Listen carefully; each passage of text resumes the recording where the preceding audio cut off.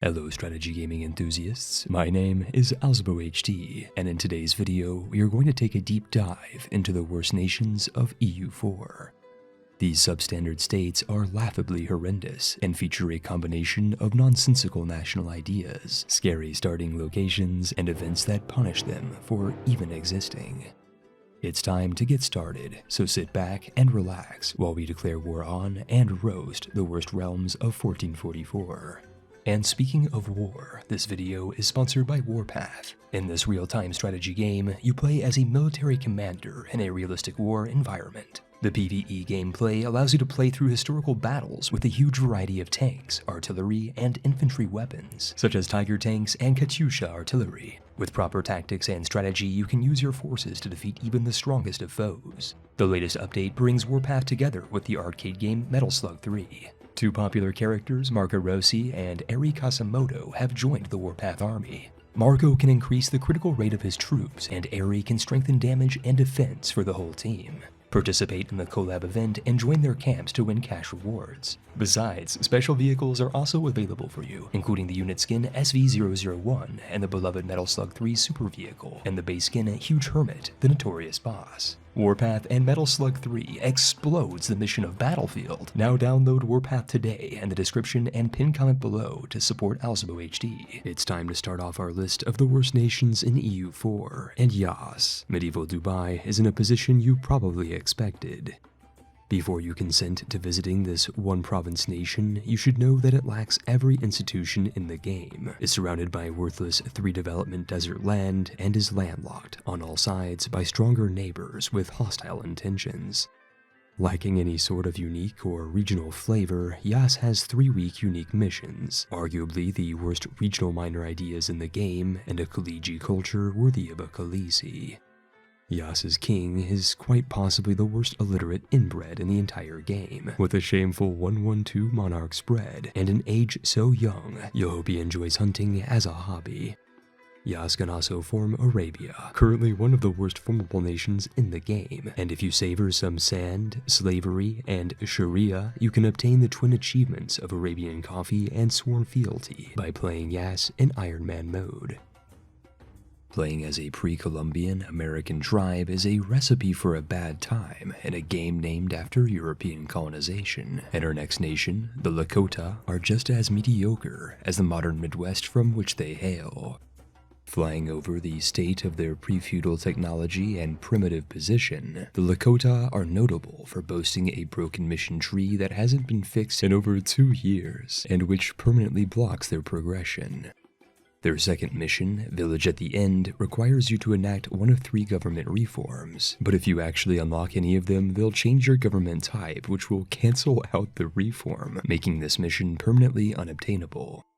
The Lakota are 3 million miles away from European civilization or institutions, and if you're going native, you'd be better off picking a tribe that has actual missions and flavor, like the 5-Nation Confederation.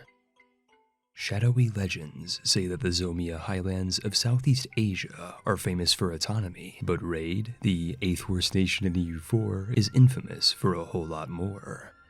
This poor and impoverished non-feudal commune starts as a stateless society, arguably the worst government form in the entire game. Functionally speaking, their negative 99% governing capacity malice means that you'll own nothing and be happy. Possessing only 1 extra state means a plus 1000% increase to stability costs and advisor costs, and nearly a 5 times increase to your aggressive expansion with a 5 times decrease to your coring ability.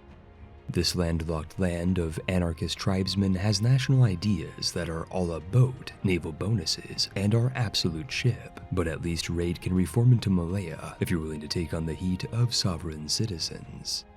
Iron Man Indonesians can secure the Spice Must Flow achievement, and if you raid your way into Australia, you can get the Down Under achievement with relative ease. But if you want to see some real cheese, check out my Anarchist Raid Challenge video, where I transform this libertarian state into a great world power. If you thought playing our previous polity was an exercise in futility, you should try being Armenian, and the topical tag of Karabakh is a nation that puts the pain in campaign.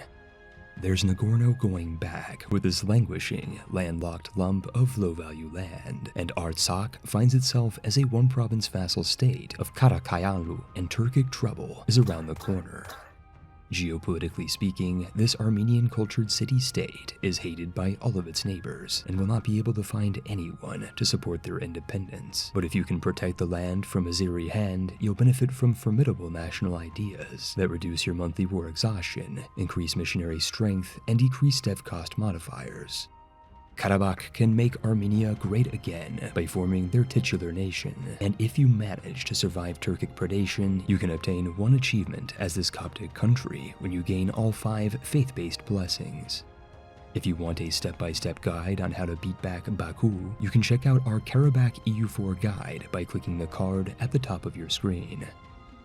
Cropping their way up our list of failed federations is the pre-Columbian Colombian country of Muisca. This Freud fan favorite subsists entirely off of cocoa and gentleman's candy, but their position as an unreformed tribal tech 1 proto-state means that it's only a matter of time before Castile converts you into a third-world colony. Muisca has no secret powders, and as an NT religion realm is unreformable and incapable of institutions, as the religion requires 10 provinces to progress, and the only thing we border are malaria-infested rainforests. With 3 provinces, they can't migrate elsewhere to expand or change their religion, and blowing forward at speed 5 will inevitably result in Spanish predation. Since you can't reform your nation's religion, you won't be able to adopt institutions from the Iberian invaders. And with bland national ideas, no missions, and a lack of achievements to sniff out an Iron Man mode, this plata u plomo polity is a missed opportunity, and getting mugged in the back alleys of Barranquilla is preferable to playing this regrettable realm. Kia ora, and welcome to Waitaha, ancestor state of Aituro, and the 5th weakest country in EU4. This tiny tag is so irrelevant that the developers crowned Chief No Ruler as their leader, and their national traditions are the worst in the game, with the hilarious reduction in recruitment time and harsh treatment cost. As with all other tribal tags, Wataha starts without feudalism or technology, but if you're mana enough to take out your Mari neighbors, you can form the nation of Atara. You might be surprised that this Polynesian polity has one of the largest mission trees in the game, but all the same, you'll be stuck on an island nobody knows, going speed 5 until you die of boredom. Hello conscript, and welcome to Yellow Zero, a landlocked patch of worthless land surrounded by 2 Slavic superstates and the 4th worst state in today's video. Below Zero starts as a vassal of Muscovy, and no nation will support your independence due to your Orthodox religion, making your options limited and your survival unlikely. As a subject Soviet of Moscow, you can't declare your own wars, but you can sit back and watch as Moscow launches special annexation operations before vassalizing you into a game over and over. This allegorical representation of life in an East Slavic nation is hopeless, but since Below Zero can theoretically form Russia, Iron Man players can use this terrible tag to attain 3 achievements in the most frustrating and least efficient way possible. While all Australian Aboriginal nations are objectively awful, only one hails from the province of P. Rapper, and the polity of Palawa is undoubtedly the 3rd worst nation in EU4. This poor polity has the lowest technology level in-game, lacks any institution, and has no way of embracing feudalism, as all of Australia is in the prehistoric era. The only path to modernization is off of Tasmania and into Southeast Asia, but you can't migrate your state off your micro-island since no adjacent Australian province borders you. Canoes won't work either, as even if you do win a war against a rival tribe, you won't be able to annex anything, as your colonial and coring range is 60, the lowest in the game. Didgeridoo, you like to sit on an isolated island named after golden showers and browse a cool mission tree you'll never get to see or use? If so, play Palawa in Iron Man mode and obtain the Australia-Hungary achievement by committing to one of the most challenging campaigns in the entire game. I hesitate to hate on our next island state, if only because it's already been awarded the title of Realm Raspberry in a previous video. But Betsamisaraka is so bad that it's back for a second round in the burn unit, and we'll start with their national ideas, unarguably the worst in the entire game. Starting with their traditions of increased national sailors and a decrease in morale when losing a ship, it only gets worse, with highlights like garrison size, embargo efficiency, and an incredibly strong sailor maintenance reduction for completing their ideas. Madagascar is a shining beacon of development and progress, and boasts a complete lack of institutions or any way to attain feudalism. This sad island nation lacks even an option to form a Malagasy state, but it surprisingly can form the rare pirate polity of Libertatia if you follow a convoluted series of steps showcased as the first state in our list of the rarest formable nations. If you've got the urge for happy feet, you can use Betsamisaraka to obtain the Where Are the Penguins achievement by holding all of the southernmost provinces in the world in Iron Man mode. The surf is up, and the worst nation in EU4 is by far and away the Polynesian polity of Hawaii. Imagine combining the fun of geographic isolation, lack of institutions or technology, and a free -1 stability event that fires every single year. Oh my God. As an animist tribe, all 4 of the Hawaii OPMs benefit from the Malahala Halahiki is Here event that fires every year and prevents you from declaring war for 3 months, else you'll incur a cumulative -1 stability for each war declared. As long as you're animist, you'll be prevented from declaring war for a quarter of the year, every year, and the only way to get rid of it is to convert your religion. Easy, right? Not when the closest religions are outside of your range, well into 100 years in-game.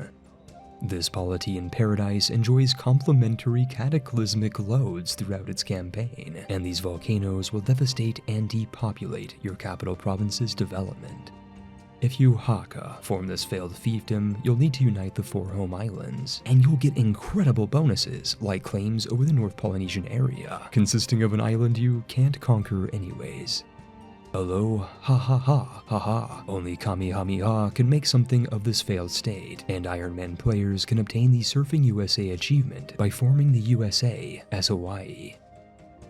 There are thousands of terrible tags in EU4, and not every single state could make the list, but there are honorable mentions I'd like to quickly cover. For the most part, these were already mentioned in my previous video from half a decade ago, and yes, they are still awful and still relevant in 2023.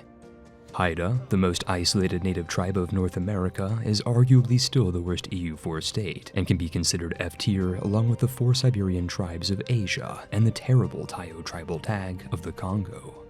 In Europe, Baden is still bad, but Ulm has arguably worse national ideas unless you believe in burger loyalty. At least there's good news in the Middle East, as the awful Egyptian Mamluk state and Arabian failure of a formable will be revamped and upgraded in the upcoming patch and King of Kings DLC.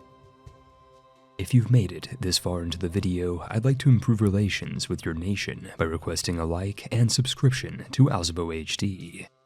If you liked what you see, you can support me for free, or donate to my Patreon, or become a channel member for perks like being in the channel credits. It's been a while since we've covered EU4, and if you'd like more, be sure to leave your opinion in the comment box below. This video was sponsored by Warpath, and I invite you to check out the description box and pinned comment below to find out more information. Until next rhyme, it's time to roll the credits.